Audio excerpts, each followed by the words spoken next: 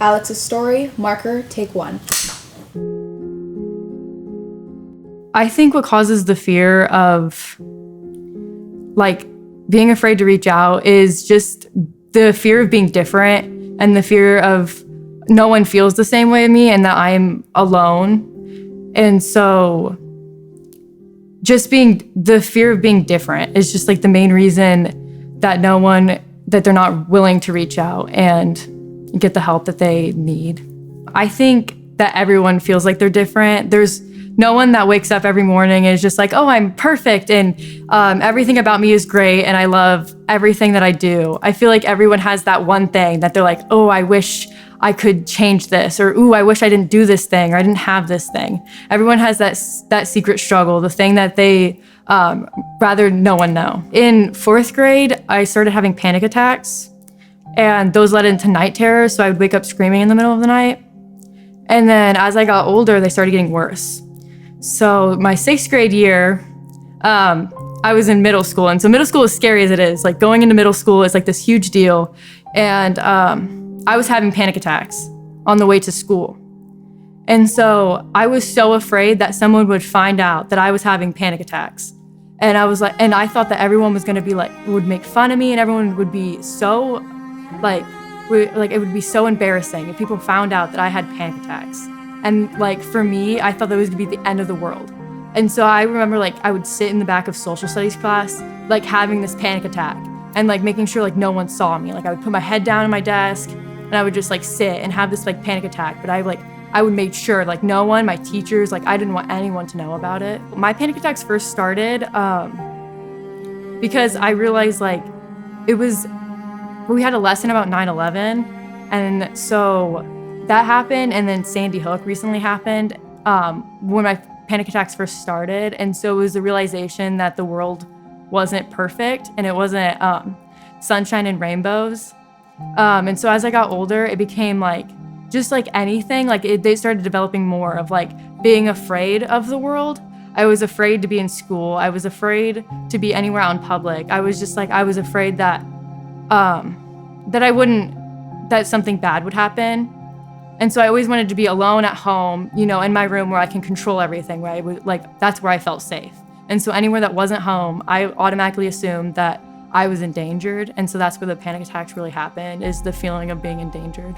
I think worrying is, for me, I worry about everything all of the time. I worry about how people will view me if I wear this shirt versus this shirt. I worry about how people will see me if I do this thing, or I worry about my grades. If I get a B on this test, how will it affect my grade? And how will this grade in this class affect, how I get into college and how my college will affect my future. I hear, for me, the main thing is just that I'm not in control and that I have no way of stopping anything that's happening to me, and that it's all my fault. And so, whatever bad thing that might happen in the future, I caused it, but I have no way of stopping it. And so that's the main thing that I always have anxiety about, is just the loss of control, but it is still my fault. For me, I moved schools going into freshman year. And so moving schools was a big deal because I didn't have even the comfort of my friends who I trusted with my anxiety. And so I was so afraid, even if I come to terms with having anxiety, I was so afraid of going to this bigger school and going into high school nonetheless and not knowing anybody. And so I remember the first day at lunch, and I sat at this table and no one talked and we didn't know anybody. And I just remember at lunch having a panic attack. And so I went into the bathroom and I was in a bathroom stall. And the whole time I was thinking, I'm not gonna make any friends. I'm gonna be alone my whole high school career. I'm not gonna have any fun memories. And it's all my fault because I chose to move schools, and I should have just stayed where I was comfortable.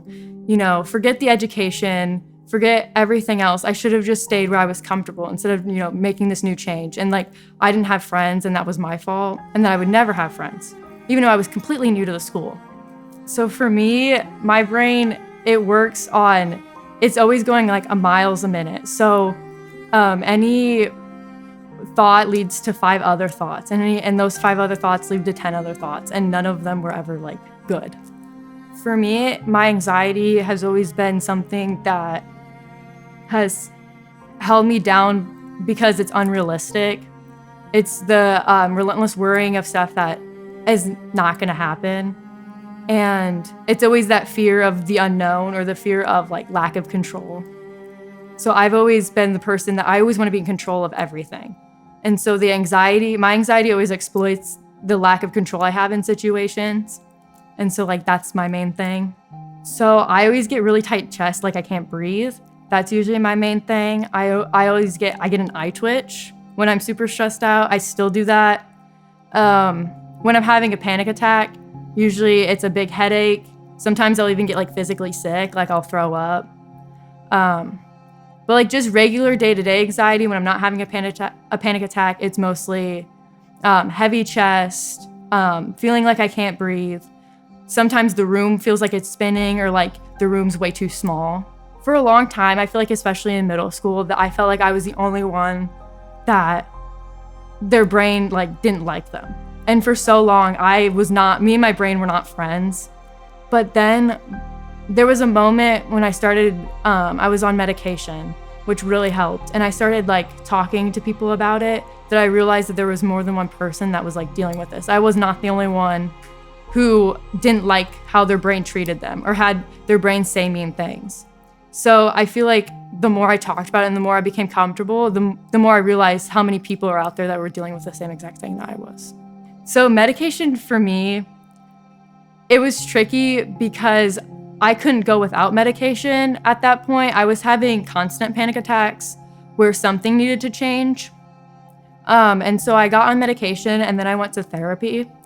And so now I'm at the point where I don't need to be on medication. So I take as needed medication if I'm having a panic attack. But other than that, I've learned like coping skills that help me more than like actual medication does. Talking about anxiety, it started with a conversation I had with a therapist. And my therapist told me that I was like, I had a really good speaking, like my therapist was like, you are really mature for your, like, you like know a lot about, like the way you talk about it is very mature.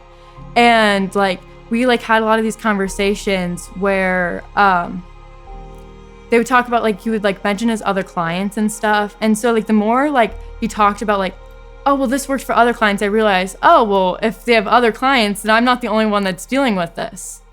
And so the more I got comfortable with my anxiety, the more I was able to like bring it up. And at first it was just like my friends. It was just like people I was comfortable with. I would mention, you know, like having anxiety.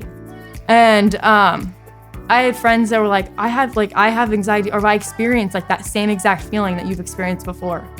And that spiraled into like talking to more people. And the more people I talked to, the more people that wanted to talk to me. And so I had people even reaching out that were like, hey, like, you know, like I heard you talking about this, like, is that what that, like this feeling is? Like I've had this before and I didn't know it either. And that led to like 8th grade year where I got in contact with an organization with a mentor that could help me like tell my story and help other people on like a bigger level. So I have some tricks. So my main thing is just grounding. Is just, since I like to spiral from one thought to another, is just focusing on one thing. And so I like to write things down. And so like just writing down thoughts was a big thing for me. It's just, it would take time to like slow down to write it out, to be like, okay, so this is one thought, this is another thing. And then by the time you write it down, you're like, oh, well, this is so unrealistic anyways, there's no point. So that was like a main strategy that I use still all the time. I also use the clock. I like to like write down times, because like time's passing, and like that always gave me comfort, because it was like, okay, well, I'm not stuck in this space. Because like when you're having a panic attack, you feel like you're stuck, and like, you know, like this is never gonna end. But like the idea of like the clock or like that time's always moving really helped me too. For me, middle school was definitely hard. I was going through like family stuff on top of like anxiety and like dealing with depression. It got bad. I know it got bad when I was like staying up at night, like staying up really late, just because I would Okay, I would stay up really late at night and I would just like be stuck in my mind. Like I couldn't go to sleep. I was just like so stuck in that like dark headspace that even like sleep wasn't like comforting to me anymore.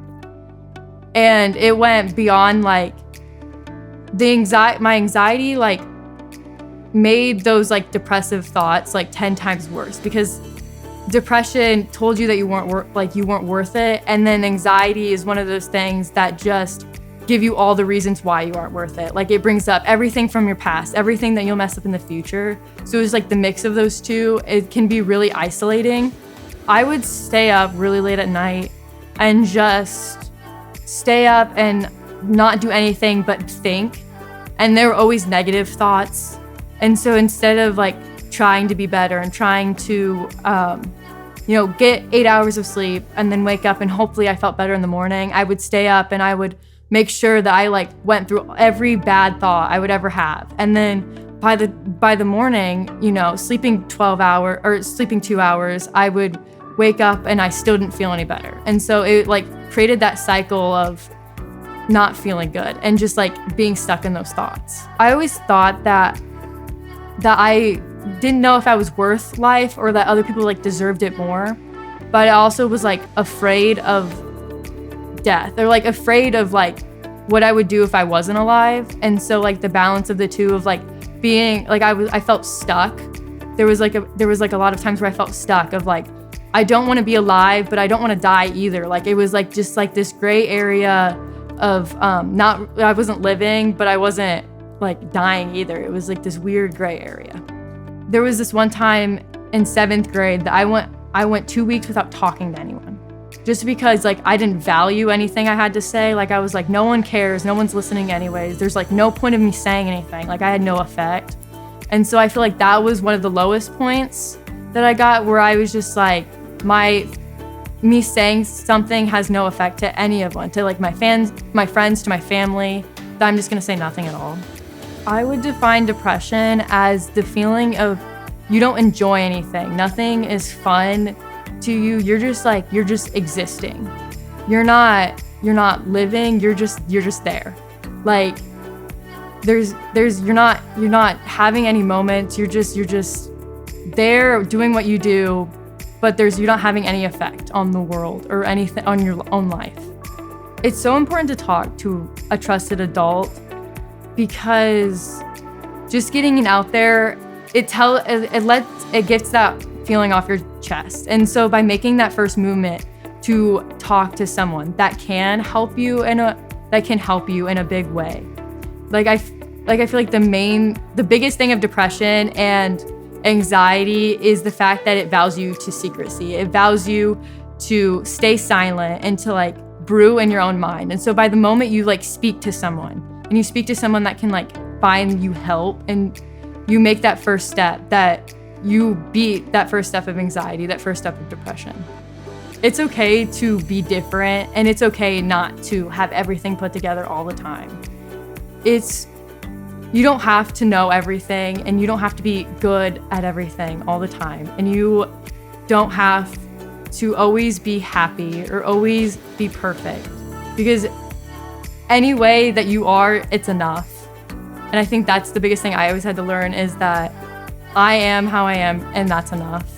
So dealing with anxiety now it's a lot easier to ground myself, and I'm really good at using the tools to keep myself grounded. But my favorite thing I like to do when I'm feeling those anxieties is to think about like how I would have dealt with them back then and how far I've come. Because just like looking at your progress and how much you've grown can always just like, it always just calms me down, and just to like see like, okay, well I'm dealing with this now, but like I've dealt with it before and I'm so much stronger now. So if I dealt with it before, this is nothing now. So if I was talking to my younger self, I would tell myself not to run away from it.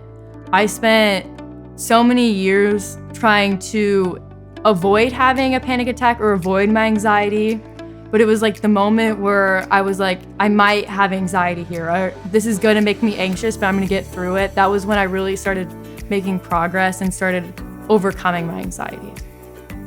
When the pressure of other people's perspective of you is like challenging, I think the most important thing is to like think about how other people actually view you. Because at the end of the day, when you look at someone else, you're not looking at what color shirt they're wearing and if it matches their skin tone the right way. You're not questioning if they're having a panic attack right now. You're looking at them as a full person. And so the moment that you realize that no one else is judging you harder than you're judging yourself, that's the moment where you can finally like break free from that cycle of like other people's perception of you. I think my biggest thing is for young people is because what I went through a lot is trying to help other people instead of trying to get them the help that they deserve or like actual professional help. And I think that's a big problem in our generation is young people trying to help other young people when they're both struggling with the same thing, and it's never gonna work. So I think it's important to not rely on just a friend your age, because I feel like in our generation, there are a lot of people that you talk to a friend and that friend's dealing with the same thing, and that's how you create bonds, but those bonds aren't going to help heal you. And so it's really important to like find a trusted adult, find someone that can get you those professional helps to like start that healing process.